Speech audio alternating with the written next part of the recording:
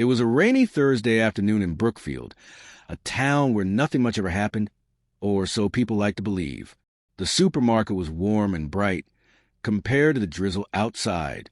The aisles buzzed with ordinary life. The shuffle of carts, the distant hum of a refrigeration unit, the polite murmurs between shoppers. Nobody paid much attention to the little girl in the pale yellow hoodie walking beside a tall man in a dark jacket. To anyone glancing quickly, they might look like a father and daughter doing some late afternoon shopping. But if you looked a little closer, if you caught the stiffness in her posture, the way her small hand dangled in his grip instead of holding it back, something felt wrong. The girl's eyes didn't wander over the shelves like a curious child's would. They didn't sparkle with excitement at the sight of candy or toys. Instead, they were fixed forward, wide and unblinking, like she was carrying a secret she couldn't say out loud. In aisle 7, a man named Officer Mark Rivera, off duty but still in uniform pants and a hoodie, was picking up pasta sauce for dinner. He had been a cop for nearly 20 years. Experience had taught him that danger didn't always announce itself with shouts or sirens. Sometimes it whispered, sometimes it hid in plain sight. As Mark reached for a jar, something in his peripheral vision caught his attention. The little girl had slowed her steps, letting the man walk slightly ahead. Then, with a quick glance around, she lifted her hand to her chest, her palm faced out, fingers curled down over her thumb. Then she closed her fingers into a fist. It was a movement that might mean nothing to most people, but Mark knew better. He had attended a community workshop on child safety just 2 months ago, where they had taught a discreet, "Help me," signal for people in danger. That was exactly what she had just done. Mark's heart rate spiked. He didn't rush toward her. That could put her in even greater danger. Instead, he adjusted his stance, pretending to study the shelves while pulling out his phone. With quick, quiet keystrokes, he texted dispatch. Possible child abduction in progress.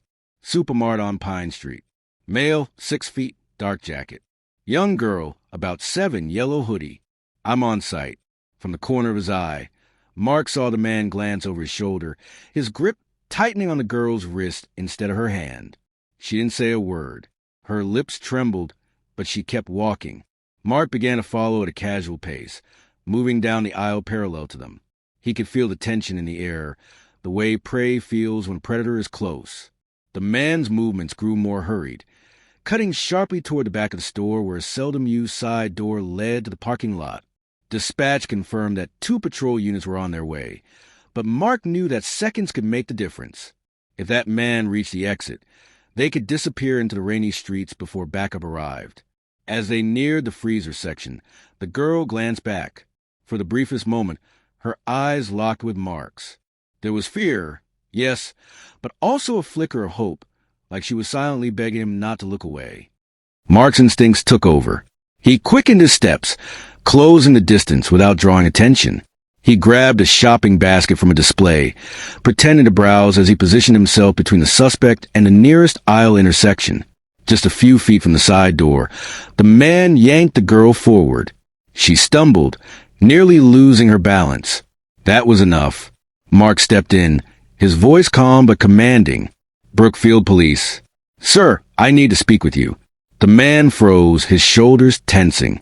"She's my niece," he said quickly, his voice defensive. "We're just shopping." Mark kept his tone even but firm. "We'll sort that out. Let's step away from the door." The man's eyes darted toward the exit, calculating. For a second, Mark thought he might run. But then the sound of police sirens grew louder outside, and 2 uniformed officers appeared to the front of the store, making their way quickly toward them. In that moment, the girl broke free from the man's grip and ran straight to Mark, burying her face against his side. He rested a reassuring hand on her shoulder. The suspect tried to walk away, but the arriving officers blocked his path. Within minutes, he was in custody. Later, the truth would come out. The girl had been taken from outside her school just 2 days earlier from a city 30 miles away. An Amber Alert had gone out, but she hadn't been spotted until now. Her parents had been living every parent's nightmare, fearing they'd never see her again. At the police station, her mother and father arrived within the hour. The moment her mother saw her, She ran forward, pulling her into a tight embrace and sobbing into her hair. Her father's voice cracked as he thanked Mark over and over. The little girl never let go of her mother's hand that night. But at one point, she looked over at Mark, gave a small smile, and silently made the same hand signal, palm out, thumb tucked, fingers closed. This time, it didn't mean help me. It meant thank you. Mark would think about that moment for weeks, about how easy it would have been to miss, how the signal had lasted only a second, barely noticeable to anyone not looking for it. And he would wonder, how many other cries for help go unseen in plain sight? From that day forward, Mark made it his mission to spread awareness of the signal.